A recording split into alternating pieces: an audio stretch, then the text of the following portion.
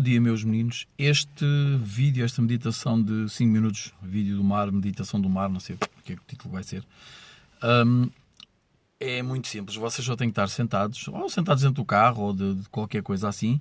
Vocês só têm que fechar os olhos, fazer umas respirações, ter consciência. Não interessa, como eu estou sempre a explicar, não interessa como vocês respiram. Entra, sai, desde o momento que vocês estejam com consciência que estão a respirar e que... peso, ou seja, cada vez que vocês inspiram e expiram, sentem peso e peso e peso. Pronto.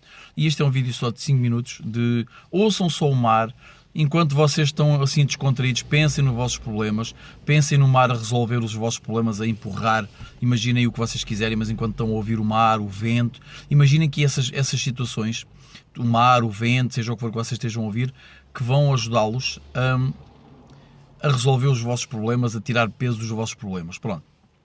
Quando o vídeo acabar, vocês podem abrir os olhos tranquilamente, vão se sentir bem e tal, não se passa nada.